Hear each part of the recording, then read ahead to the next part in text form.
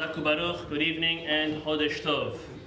Today we are finishing off the 15th day of the Omer. Steps 15 and for the next 5 are a series of different items or different engagements, as we're soon going to see, that our sages teach us that when we diminish from them, it's actually the proper way to acquire and attain greater depths and levels of Torah study. So the 15th level, the first in the series of 5 of diminishing, is mi'ut sehora, is diminishing the amount of business one does. First, we think of diminishing in business, we think that means that's less dollar signs, that's less zeros. What does that have to do with one another? It has exactly what to do with growing and learning in Torah. Chachamim tell us, as all of us know, whenever we're busy with something that has to do with work, has to do with money, there's something about money that just preoccupies a human being's mind. And if it happens to you, Baruch Hashem, it happens to everybody, and it's normal. Some people get more into it than others, but that's life. That's how we live. Chachamim knew that. They knew that's the nature of our very being. And they said, if you want to delve into Torah in the deepest of ways, in the most successful ways, they don't say, don't do any business, don't have any parnasa, because how are you going to live? How are you going to help your family? How are you going to have to do at least the bare minimum of what you have to do? So it says diminish. When it says diminish, it doesn't mean to work for a minute a day or an hour a day. There's no time.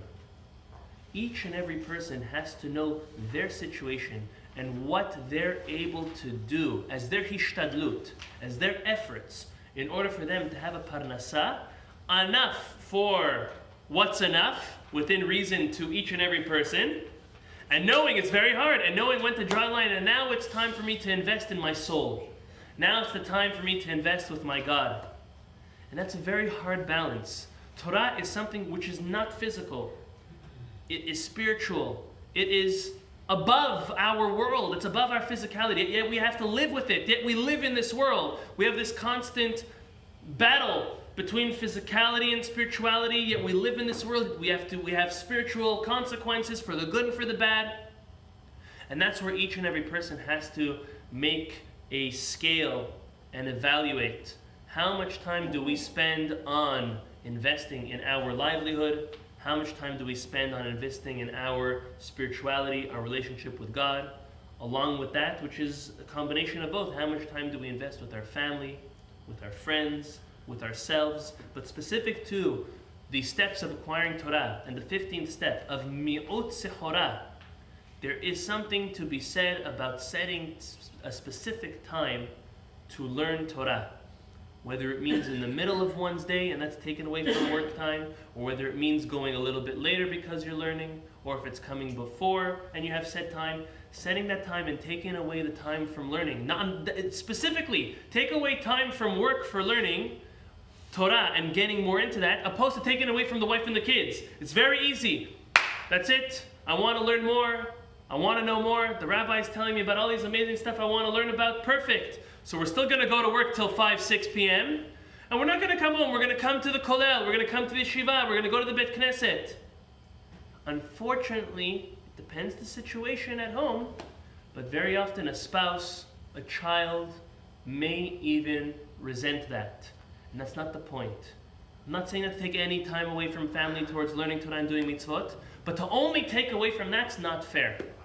Take away from yourself, take away from work, take a little bit away from the family, and all of that is going to bring a tremendous amount of blessing, tremendous amount of wisdom and growth spiritually, and then that will transcend physically as well. We all have bitachon.